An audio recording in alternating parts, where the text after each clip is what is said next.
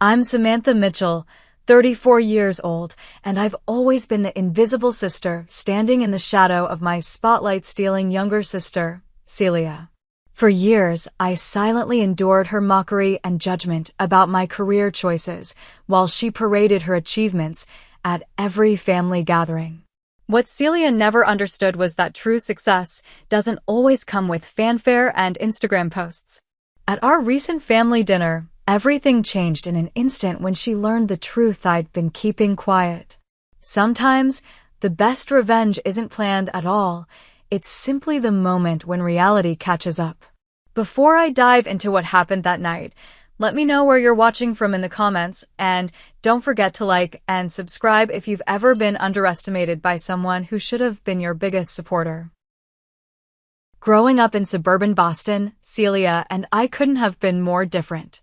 While I was the quiet, thoughtful child who preferred reading business magazines and planning imaginary companies in my notebook, Celia was the social butterfly who commanded attention the moment she entered a room.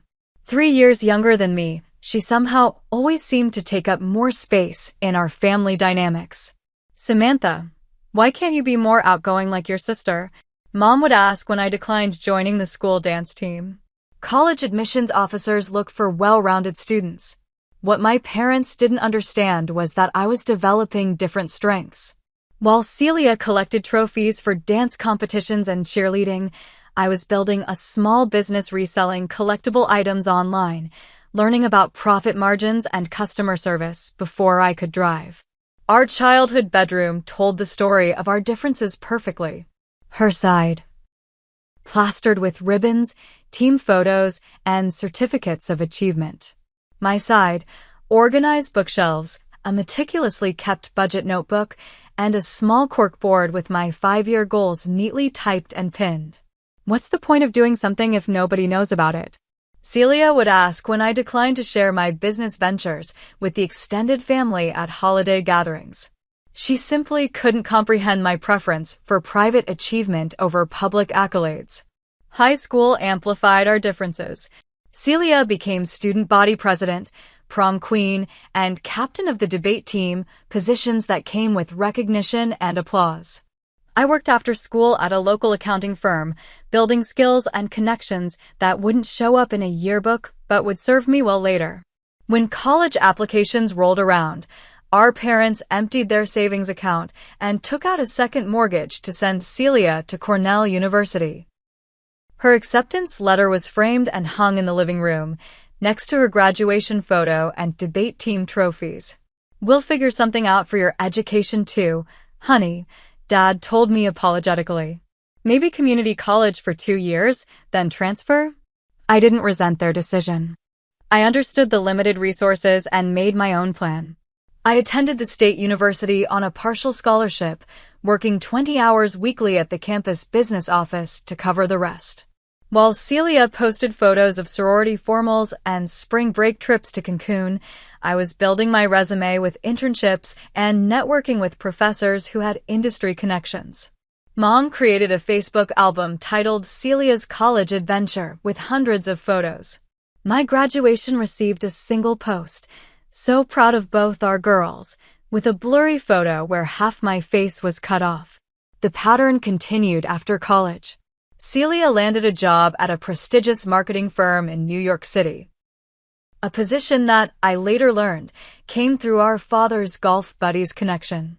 She moved into a sleek apartment in Manhattan, subsidized by our parents, and cultivated an Instagram presence that showcased a life of cocktail parties, designer clothes, and business trips that looked suspiciously like vacations. "Closed another major account today," she would post, with a photo of herself clinking champagne glasses at a rooftop bar, never mentioning any details about the actual work. Meanwhile, I rented a modest apartment with a roommate in Boston, took an entry-level position at a small financial services firm, and began the unglamorous work of building a career from the ground up. Holiday gatherings became predictable performances.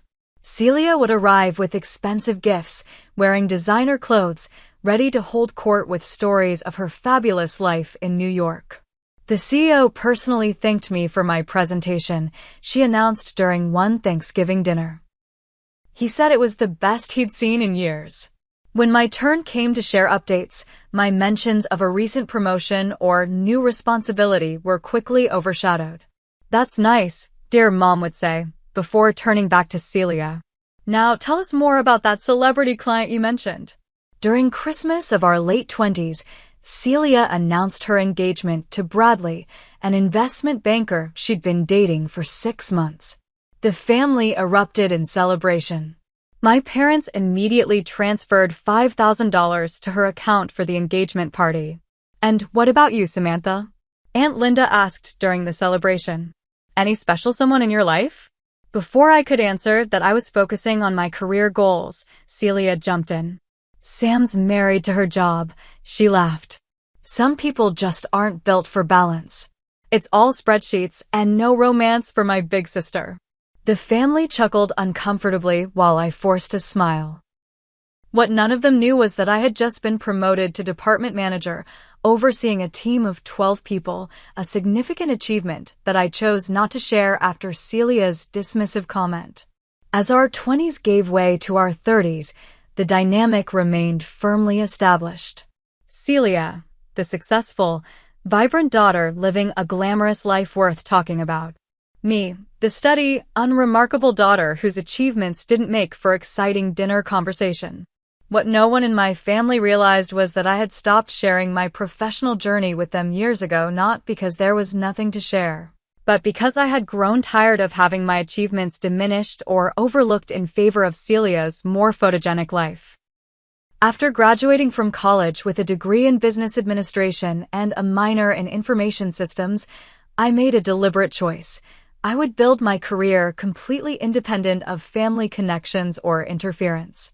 The constant comparisons to Celia had created a determination in me to succeed on my own terms, measured by my own metrics rather than anyone else's expectations. I accepted a position as a financial analyst at Thornton Solutions, a small but innovative financial technology company in Boston. The starting salary was modest, and the office was a converted warehouse space with inconsistent heating and cooling, but what it lacked in glamour it made up for in opportunity. "We don't have the resources of the big firms," my first boss, Richard, told me during my interview. "But you'll get experience across multiple areas rather than being siloed into one narrow function." He was right. Within my first year, I had gained hands-on experience in financial forecasting, client relationship management, product development, and strategic planning, experience that would have taken years to accumulate at a larger, more structured corporation. While Celia posted photos of herself at celebrity-attended charity galas and on business trips to Paris, I was often still at the office at 9 p.m., learning the business from the ground up. Weekends frequently found me volunteering for special projects, not because I was asked to, but because I recognized each one as an opportunity to develop new skills. During my second year at Thornton, the company was acquired by Lincoln Financial, a mid-sized regional player looking to expand its technology offerings. The acquisition brought new resources, new challenges, and new visibility for those of us willing to step up during the transition. "You have a unique ability to see both the forest and the trees," my new supervisor commented during my performance review. "That's rare in someone at your level." The acquisition also brought Eleanor Jenkins into my professional life. As Lincoln's integration director, Eleanor was responsible for merging the two companies' operations, and she quickly identified me as someone who could help navigate the complex process. Eleanor became more than a boss, she became a mentor.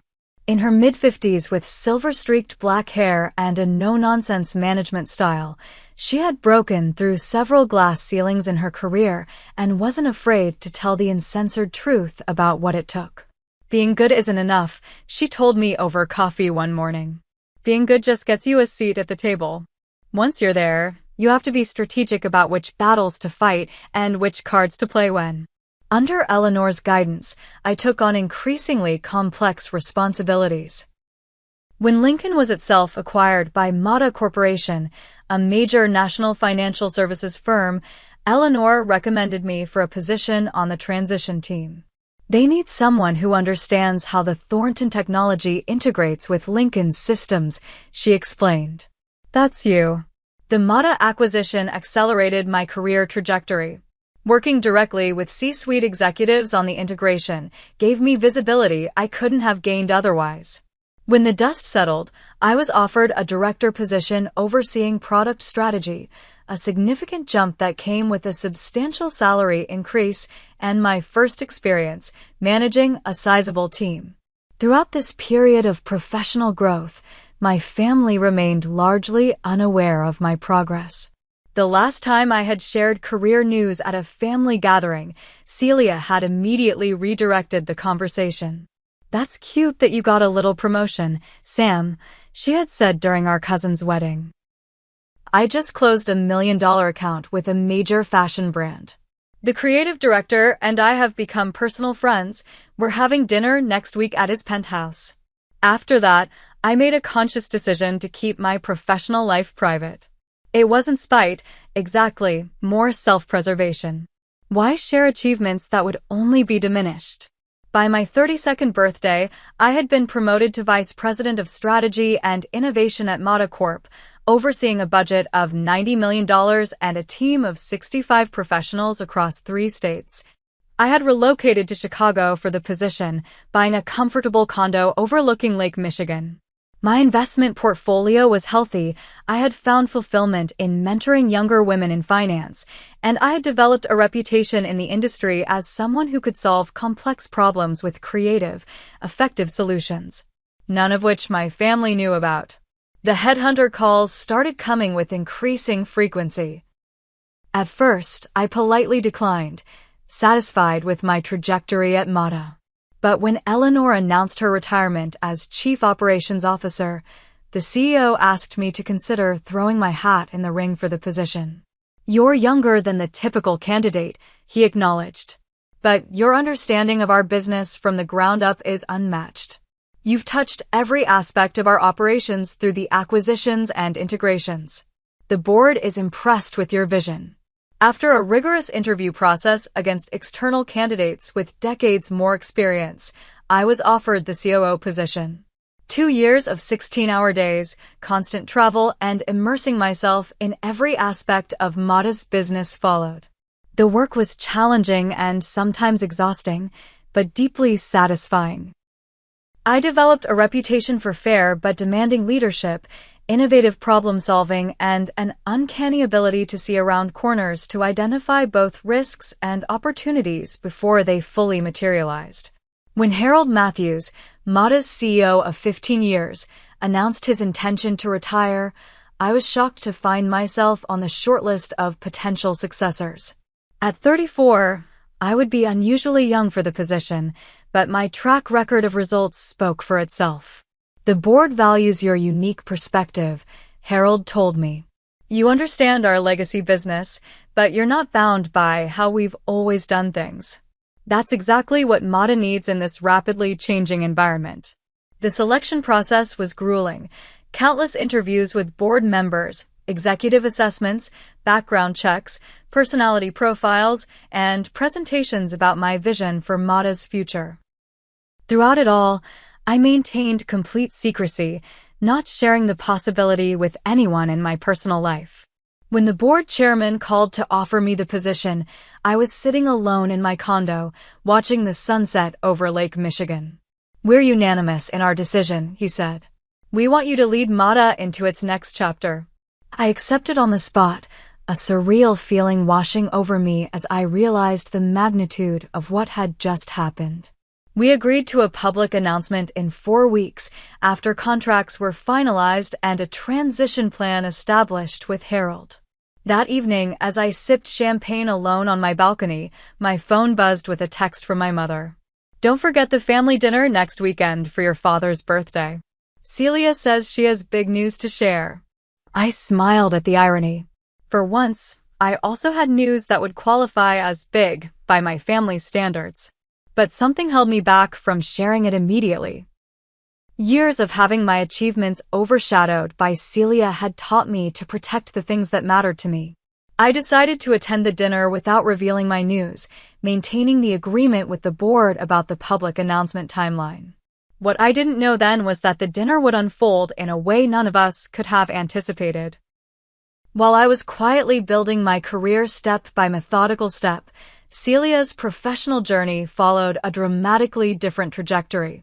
Despite her prestigious Cornell degree in marketing, her post-college years were marked by frequent job changes and growing frustration that the real world didn't offer the immediate recognition and advancement she expected. Her first position at Blake & Associates, a boutique marketing firm in Manhattan, lasted just 8 months.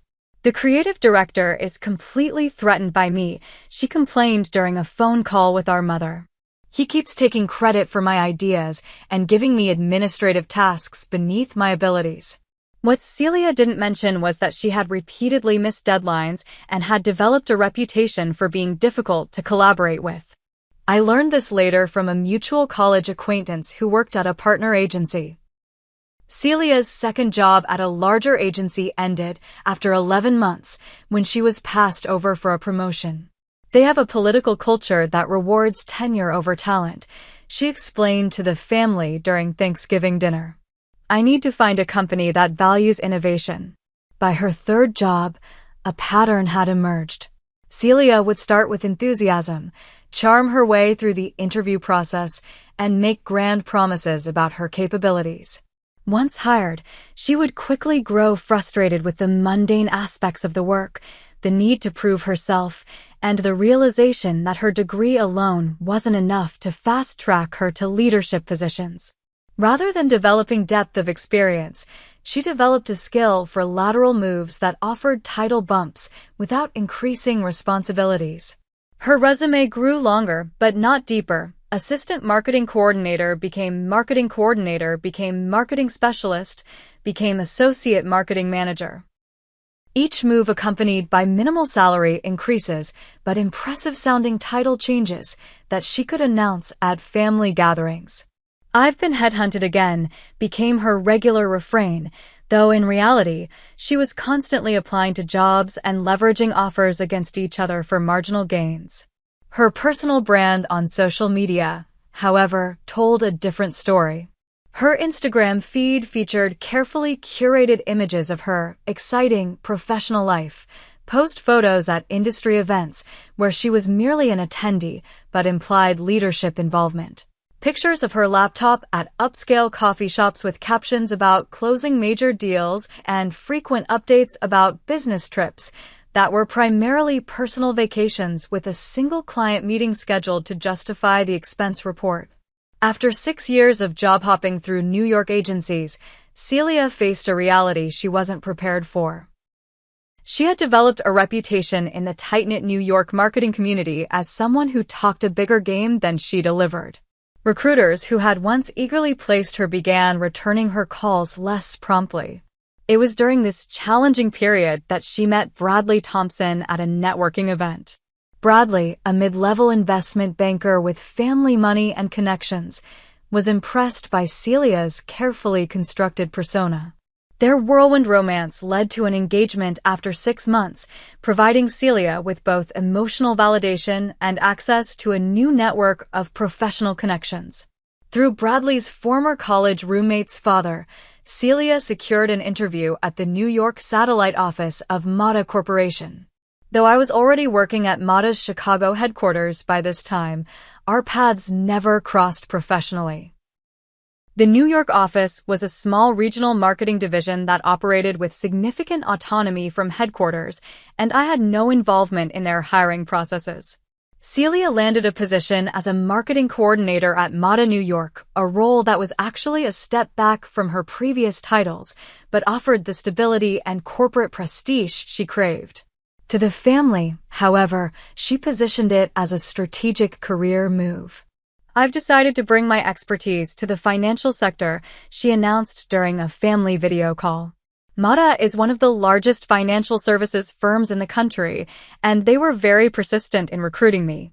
For once, Celia found herself in a corporate environment where her particular skills could shine.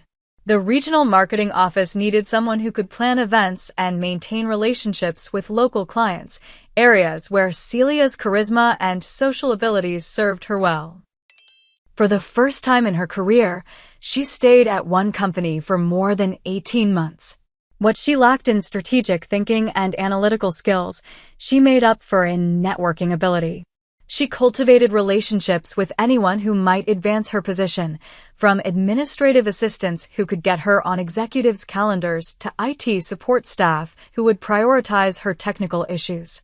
Her performance reviews were consistently average, but her visibility within the office was high. After 3 years at Mata New York, Celia received her first legitimate promotion to Senior Marketing Coordinator. Though the advancement was modest, it represented her first promotion earned through tenure rather than changing companies.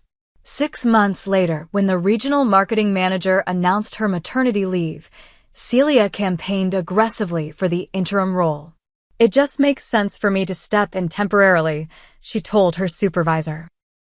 "I've been building relationships with all our key accounts, and continuity is important."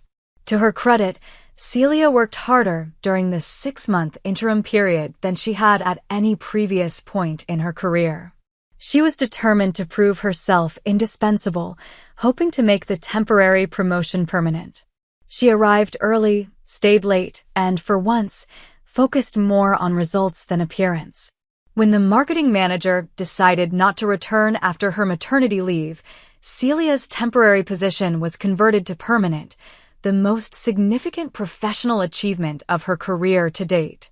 The regional office announced her promotion with a small ceremony and an article in the company newsletter. For Celia, this validation was intoxicating. After years of job hopping and exaggerating her importance, she had finally earned a legitimate management position at a respected company. The timing coincided perfectly with our father's upcoming birthday celebration in Boston, giving her the perfect stage to announce her achievement to the family.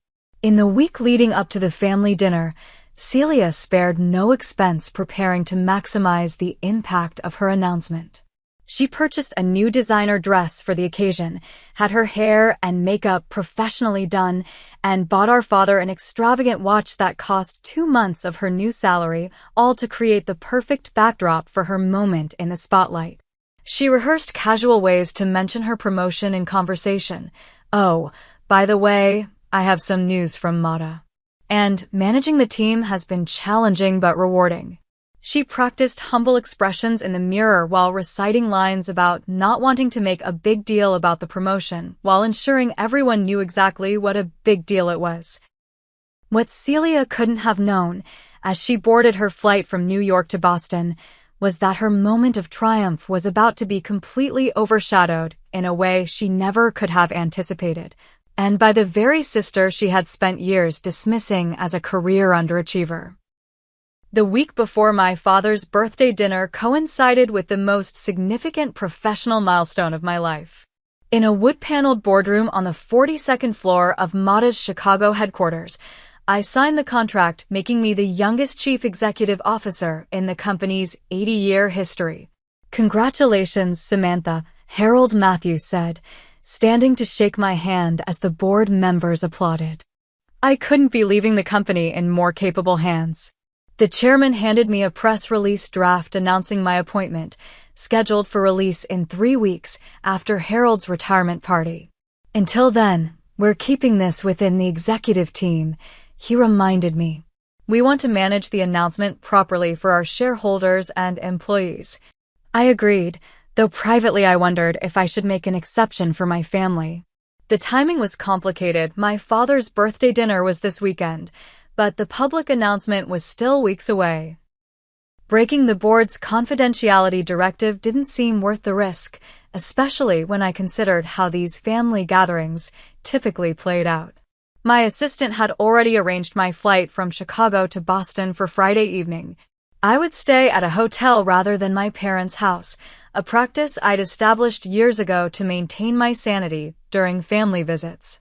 This gave me personal space and allowed me to handle any work emergencies that might arise without explanation or interruption. As my car service pulled up to my parents' suburban home on Saturday evening, I felt the familiar mixture of love and anxiety that these gatherings always provoked. Through the front window, I could see that several family members had already arrived. My mother's sister, Aunt Linda, and her husband were chatting with my father in the living room. My younger cousin Melissa and her new husband were helping my mother in the kitchen. I smoothed my simple black dress, took a deep breath, and knocked on the door of my childhood home. "Samantha." My father opened the door with a broad smile, pulling me into a hug. "There's my girl. How was your flight?" "Smooth and on time," I replied, returning his embrace. "Happy birthday, Dad." The initial greetings followed their usual pattern. Everyone was polite, asking general questions about my life in Chicago without expecting substantial answers. "Still keeping busy with work?" Aunt Linda asked vaguely, clearly unable to remember exactly what I did. "Yes, things are good," I replied with equal vagueness, years of experience having taught me that specific details about financial product strategy or corporate governance would quickly glaze over their eyes. "And how's your apartment?" "Still in the same place?" my mother asked as she handed me a glass of wine. "Yes, still the same condo," I said, not mentioning that I had actually purchased the adjacent unit and combined them into a spacious lakefront property worth 7 figures. My cousin Melissa, always kind but perpetually confused about my career, tried to show interest.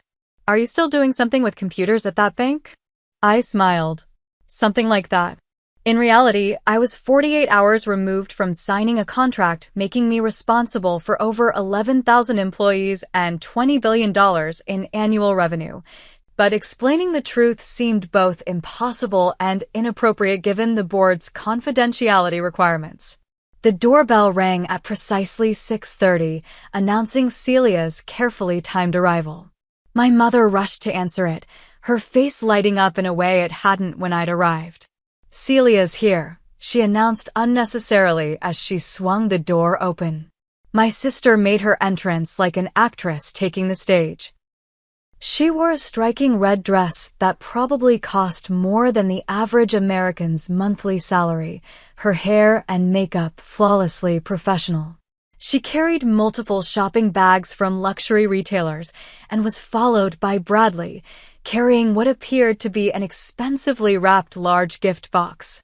"Happy birthday, Daddy," she exclaimed, embracing our father with dramatic affection. "I found your gift in Milan last month during my business trip. It's from that designer you admired in the magazine." Our father, somewhat overwhelmed, accepted her enthusiastic greeting while our mother beamed beside them. The entire family gravitated toward Celia like moths to a flame, drawn in by her carefully orchestrated arrival. "Sam, you're here too," Celia said when she finally noticed me, as if my presence at our father's birthday was somehow surprising. She air-kissed near my cheeks. "That dress is so practical. You always know how to make basics work for you." Before I could respond, she had already turned back to the others, distributing smaller gifts to various family members, just little things I picked up during my travels, and dominating the conversation with tales of her glamorous life in New York. "Bradley and I are looking at apartments in Tribeca," she announced. "Now that my career is really taking off, we need a place that reflects our success." As we moved to the dining room for dinner, the family naturally arranged themselves around Celia, eager to hear more about her exciting life. I took my usual place at the far end of the table, beside Uncle Robert, who was hard of hearing and generally missed most of the conversation. My mother had prepared my father's favorite meal, roast beef with Yorkshire pudding, roasted potatoes, and asparagus. As we began to eat, I noticed Celia regularly checking her watch and typing occasional messages on her phone, clearly building anticipation for whatever announcement she was planning. "Is everything okay, Celia?" my mother asked, noticing her distraction. Celia smiled mysteriously. "Everything is perfect." Actually, I've been waiting for the right moment to share some news. The table fell silent, all attention focused on my sister. She placed her fork down carefully, dabbed her lips with her napkin, and took a deliberate sip of water, all choreographed for maximum effect. I wanted Dad's birthday to be the first place I shared this, she said, reaching for Bradley's hand for support. Because family is what grounds us during life's biggest moments. I suppressed a smile at the rehearsed quality of her speech, wondering what exactly this news would be. A pregnancy announcement? A house purchase? Whatever it was, Celia had clearly been planning this moment for maximum impact. I've been promoted at Mata Corporation, she finally revealed, pausing for the anticipated reaction. I'm now the regional marketing manager for the entire Northeast Territory. The table erupted in exclamations and congratulations. My mother actually clapped her hands together in delight. That's wonderful, honey, my father said proudly. Tell us more about what that means. Celia was only too happy to oblige, launching into a detailed explanation that significantly exaggerated both the scope and importance of her new position. I'll be overseeing all marketing operations from Maine to Pennsylvania, she explained, though I knew the Northeast Territory was actually just the New York and Boston offices. My team will grow from 3 to 7 people, and my budget authority is increasing substantially. As Celia continued elaborating on her new role, I found myself at a crossroads. In just 3 weeks, I would be announced as Mata's new CEO, making me not just Celia's boss, but her boss's boss's boss's boss. The irony was almost too perfect. Should I share my news now, potentially overshadowing both Celia's moment and our father's birthday? Or should I maintain the confidentiality agreement and let Celia enjoy her moment of family adoration? As I debated internally, I had no idea that Celia was about to force my hand in a way I couldn't have anticipated. The promotion comes with a substantial salary increase, Celia continued, swirling her wine glass dramatically. They clearly recognize the value I bring to the company. Will you be managing more people now? Aunt Linda asked. Yes, I'll be leading a team of marketing professionals across multiple offices, Celia confirmed, though I knew her team consisted of 2 junior coordinators and a part-time graphic designer. It's a lot of responsibility, but leadership has always come naturally to me. My father beamed with pride. That's wonderful, sweetheart. How did they tell you about the promotion? Celia launched into an elaborate story about being called into a special meeting with executives who had been monitoring her performance. They said they'd been watching my work for months and were extremely impressed with my innovative approaches. The story continued to grow with each detail she added. Executive meetings that I was certain never happened, accolades from directors who probably didn't know her name, and strategic initiatives that sounded suspiciously like standard marketing campaigns. I've been really revolutionizing how Mata approaches its regional marketing, she explained to our captivated family. The senior leadership has taken notice. As CEO designate, I could have corrected these exaggerations, but I chose to sip my wine and listen. This was, after all, my father's birthday dinner, not the place for corporate reality checks. Then Celia turned her attention to me, perhaps noticing my silence amid the family's enthusiastic response. What about you, Sam?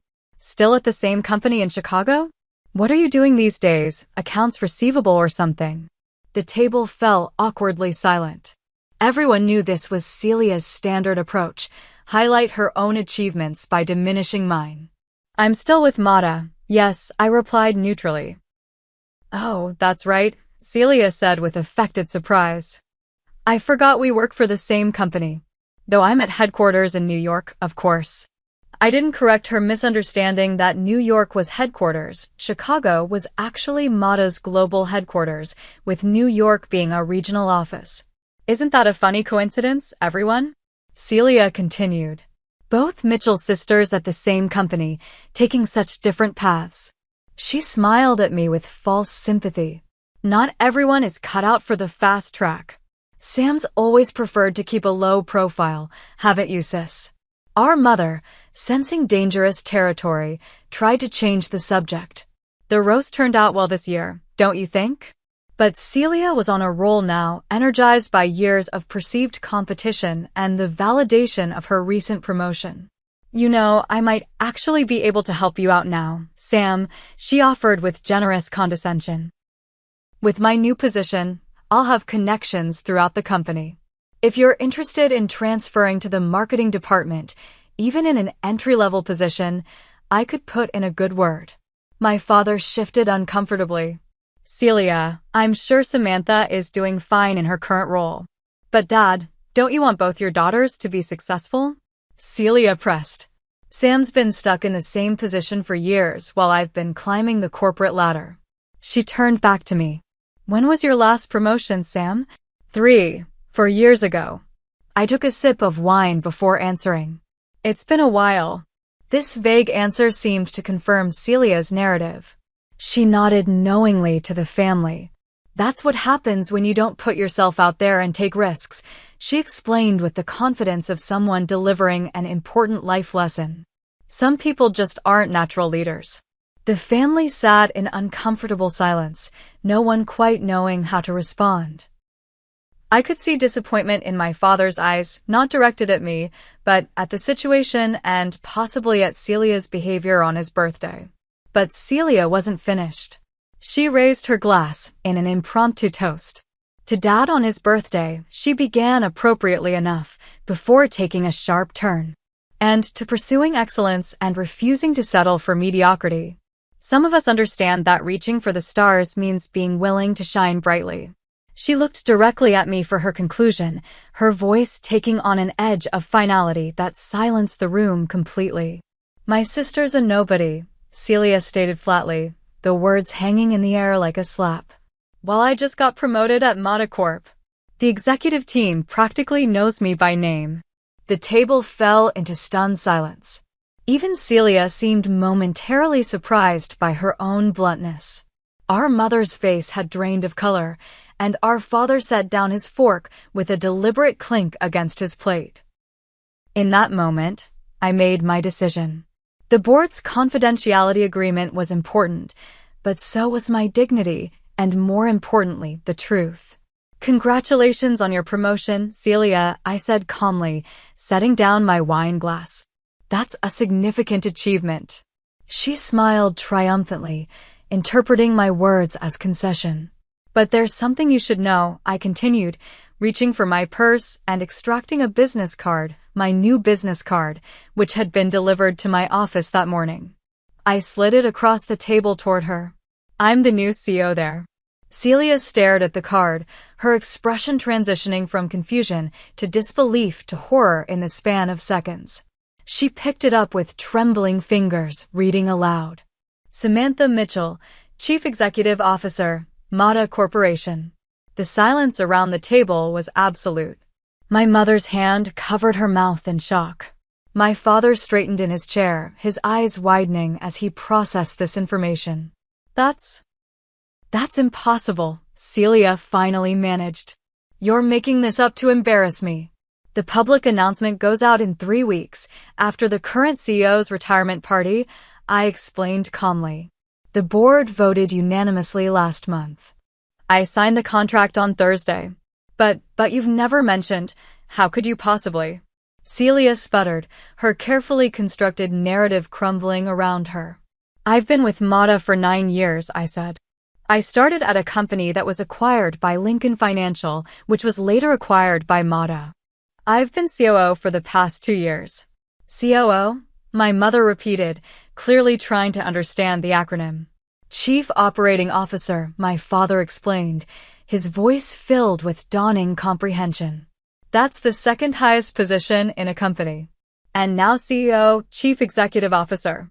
The highest position, Uncle Robert added, proving he hadn't been as oblivious to the conversation as I'd assumed. Celia's face had flushed crimson. Why wouldn't you tell us something like that? Unless you're lying now to one-up me. Rather than argue, I unlocked my phone, opened my email, and passed it to my father. This is the formal offer letter from the board chairman. I'm sorry for not sharing this sooner, but we agreed to keep it confidential until the public announcement. My father read the email, his expression transforming from skepticism to amazement to overwhelming pride. Samantha, I don't even have words. You're going to be the CEO of Mata Corporation? My mother asked, finally finding her voice. The entire company? I nodded. Effective next month. But that means... Celia began, then stopped as the full implications hit her. That means you're boss. I supplied. Technically, I'm your boss's boss's boss's boss. But don't worry, I maintain strict separation between family matters and business decisions. Celia stood abruptly, her chair scraping loudly against the floor. I need some air, she announced and rushed from the dining room toward the back porch. Bradley looked around awkwardly before following her, leaving the rest of the family in stunned silence. After a moment, my father began to laugh, a deep, genuine laugh that broke the tension in the room. All these years, he said, shaking his head in wonder. All these years, and we had no idea. Why didn't you tell us, Samantha? My mother asked, hurt evident in her voice. I looked at her directly.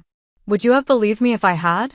The question hung in the air, uncomfortable but honest. Before anyone could respond, we heard the back door slam as Celia re-entered the house. Rather than returning to the dining room, she headed upstairs, followed by the sound of a bedroom door closing firmly. My father sighed, looking torn between following her and staying to learn more about my news. I made the decision for him. I should go talk to her, I said, standing up. This is a lot to process. As I headed upstairs to my childhood bedroom, now a guest room, but still the space Celia always claimed during family visits, I steeled myself for the confrontation to come. The initial shock had passed. Now we would see if any healing was possible. I knocked softly on the bedroom door. Celia?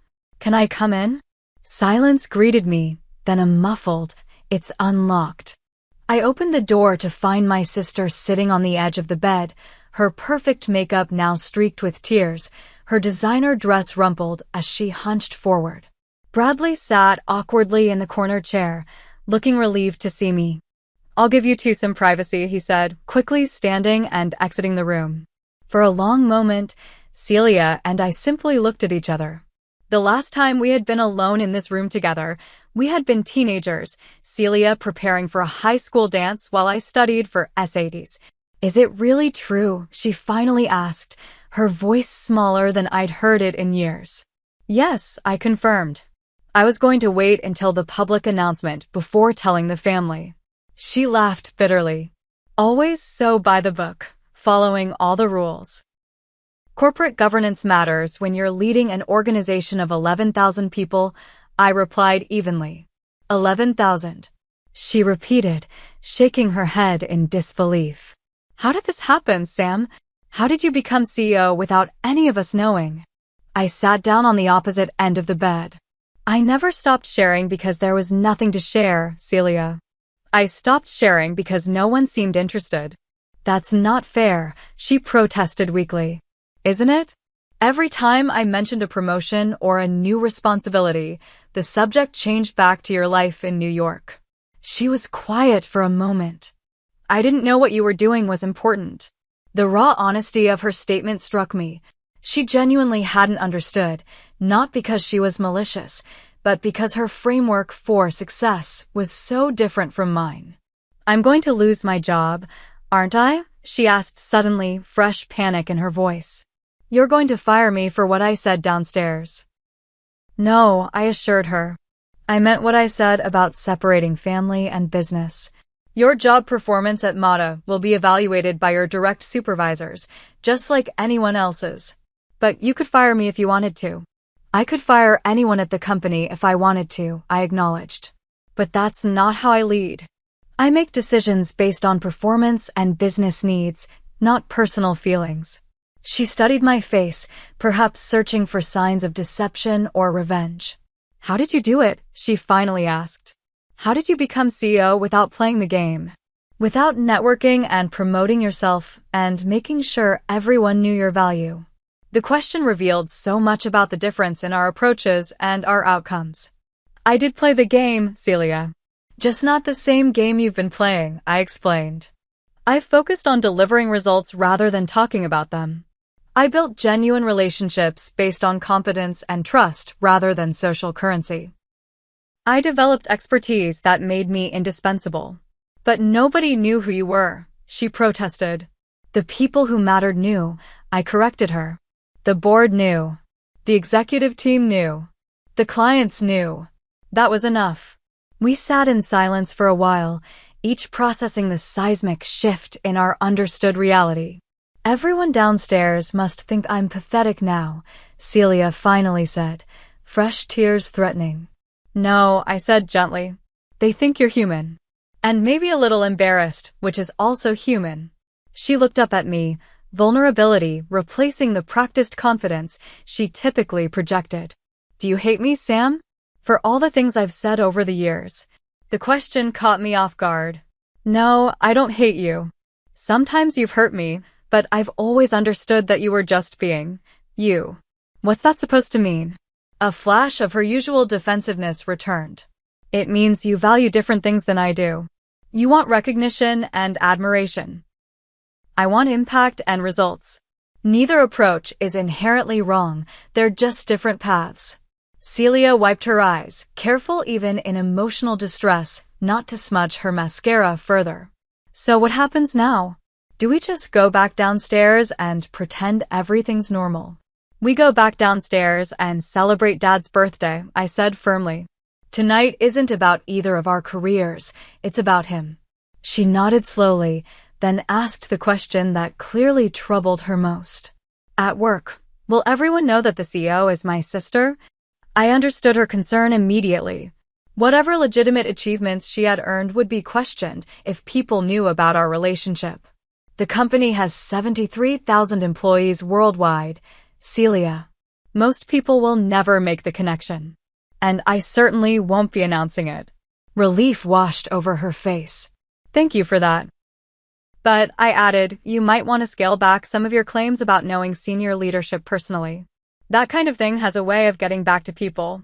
She actually laughed, a genuine laugh, without the performative quality her expressions usually carried. God, I've been such an idiot. Not an idiot, I corrected. Just someone playing a different game than the one that actually mattered. I stood up, smoothing my dress. Ready to go back down? Celia nodded, then surprised me by asking, do you have any advice? For my actual job, I mean. Now that we're being honest with each other. The question was so unexpected and so genuine that I paused to give it serious consideration. Focus on delivering real value, not just the appearance of value, I said finally. Find problems you can solve before anyone asks you to solve them. Make your boss's job easier.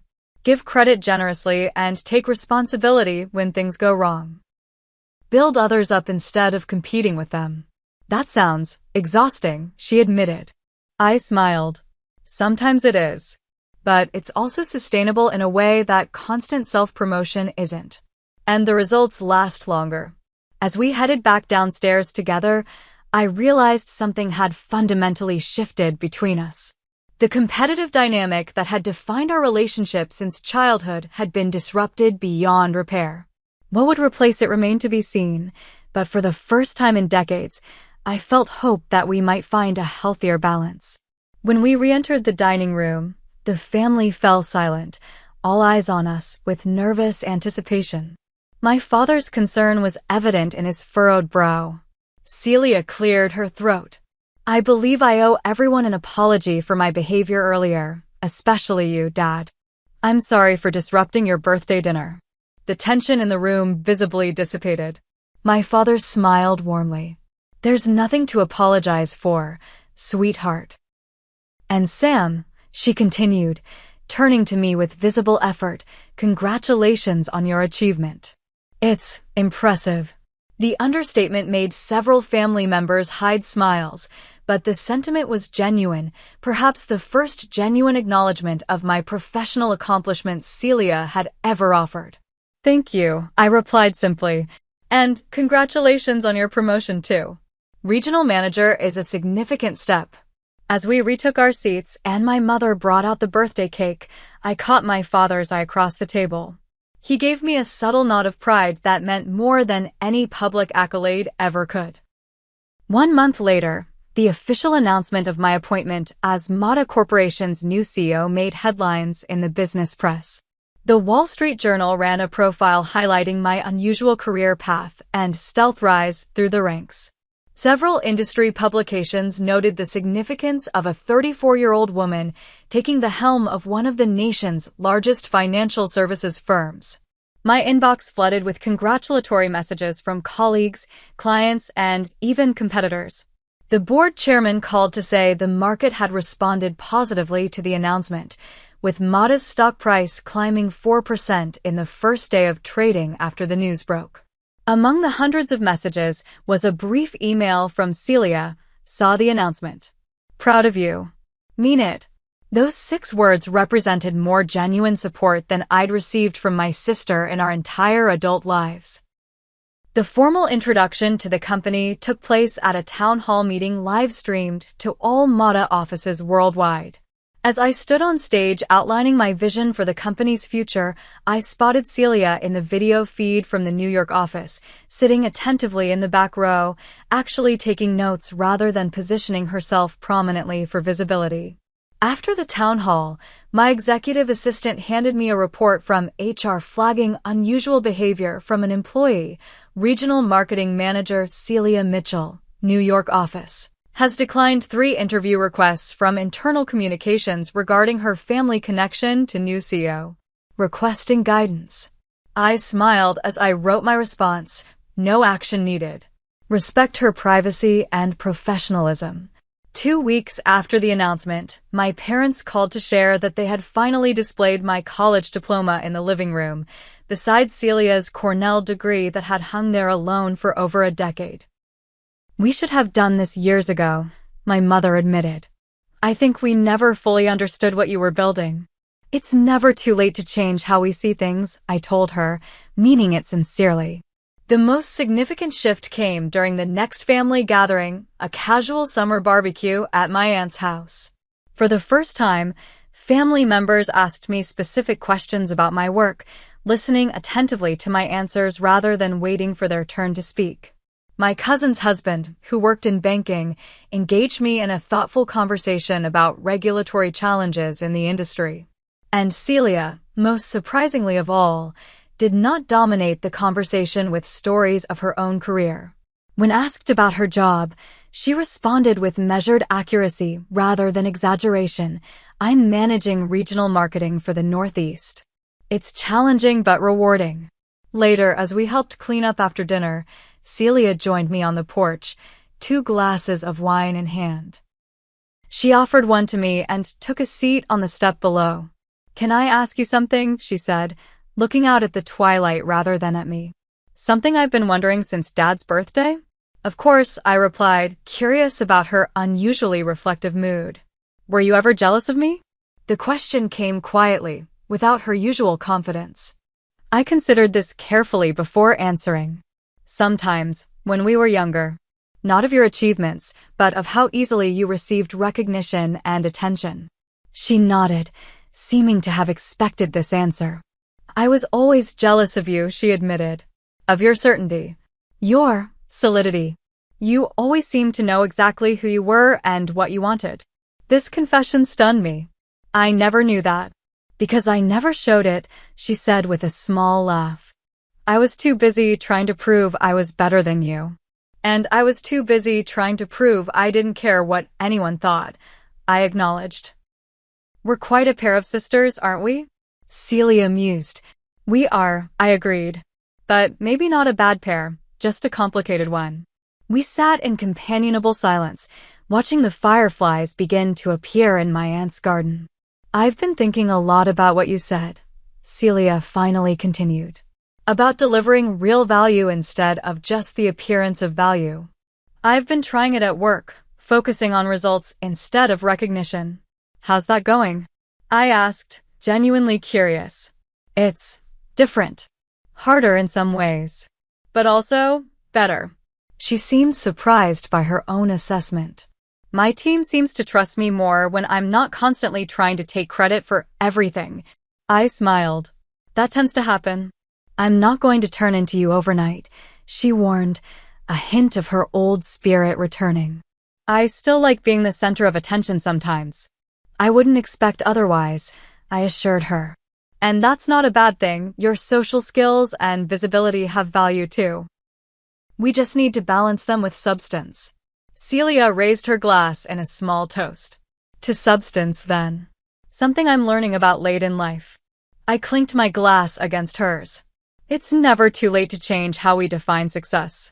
As we finished our wine in comfortable silence, I reflected on how differently this family gathering had unfolded compared to all those that came before.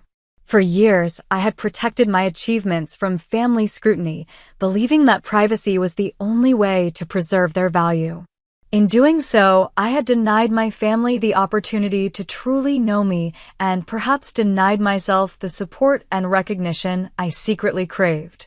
Celia, meanwhile, had spent years crafting an image of success without building its foundation, seeking validation that constantly slipped through her fingers because it wasn't anchored in reality. Both approaches had left us unfulfilled in different ways. Both had prevented the genuine connection that was only now beginning to form between us as adults. The path forward wouldn't be without challenges. Decades of established patterns don't disappear overnight.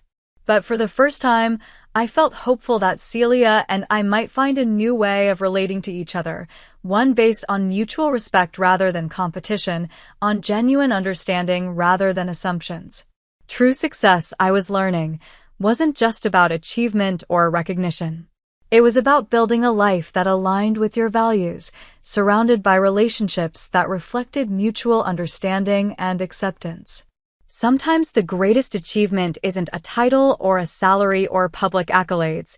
It's the quiet victory of being truly seen and respected for who you are, especially by those who have known you longest. If you've ever been underestimated by family members or struggled to be recognized for your true worth, I hope this story resonates with you. Have you experienced similar dynamics in your own family? How did you handle them? I'd love to hear your stories in the comments below. Don't forget to like this video if it spoke to you, subscribe for more real-life experiences, and share with someone who might need to hear this message today. Remember that sometimes the best validation comes not from proving others wrong, but from staying true to your own path even when no one else sees its value yet. Thank you for listening to my story.